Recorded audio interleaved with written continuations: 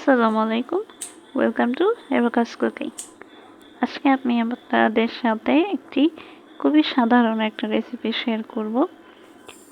ডাল দিয়ে ডিম দিয়ে একটা চচ্চড়ি। যখন রিচ ফুড খেতে খেতে মুখ আর ভালো লাগে না, মনে হয় যেন একটু ডিফারেন্ট কিছু খাই, অথবা খুবই অল্প সময় কিছু একটা তৈরি করতে হবে, তখন এটা আপনি খুব অনায়াসে বাসায় তৈরি করে নিতে পারেন। এখানে আমি 2 রকমের ডাল ব্যবহার করেছি, মসুরের ডাল এবং মুগ ডাল। এটাকে প্রথমে সেদ্ধ হওয়ার জন্য চুলায় বসিয়ে দেওয়া হয়েছে এবং সাইডে ডিমগুলো সেদ্ধ করতে দিয়ে দিয়েছি। ডালটা সেদ্ধ হয়ে আসলে এখানে রসুন বাটা, জিরা বাটা, শুকনো মরিচ বাটা, হলুদের গুঁড়ো আর পরিমাণ মতো লবণ দিয়ে দিতে হবে। এরপর এখানে দিয়ে দিতে হবে টমেটো আর কিছু পেঁয়াজ কুচি। এভাবে এটাকে একটু নাড়াচাড়া করে কিছু সময়ের জন্য ঢেকে রাখতে হবে। কিছু সময় পর ঢাকনাটা তুলে নিয়ে এখানে গোটা কাঁচামরিচ দিয়ে দিতে হবে। আবারও কিছু সময় এটাকে ঢেকে রাখতে হবে। এরপরে এটাকে সাইডে একটা চুলায় রেখে আর একটা পাত্রে তেল গরম করে এখানে আবার কিছু পেঁয়াজ কুচি দিয়ে নিতে হবে।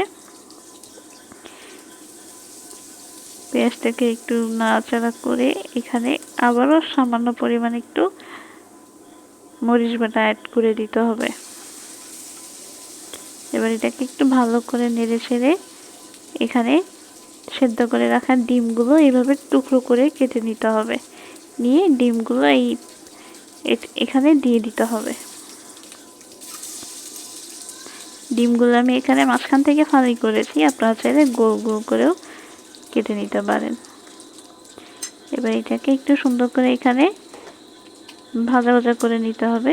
এরপরে এটা ডিমের ভাগারটা ডালের সাথে অ্যাড করে দিতে হবে।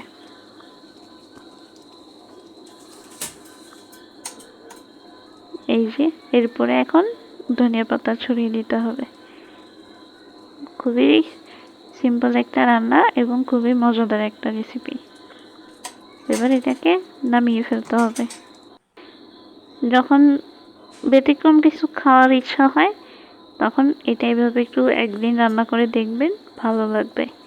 এর উপরে কিছু জিরা গুঁড়া ছিটিয়ে দিবেন, ব্যাস হয়ে গেল।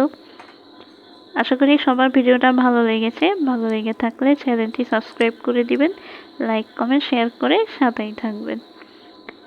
ধন্যবাদ। আসসালামু আলাইকুম।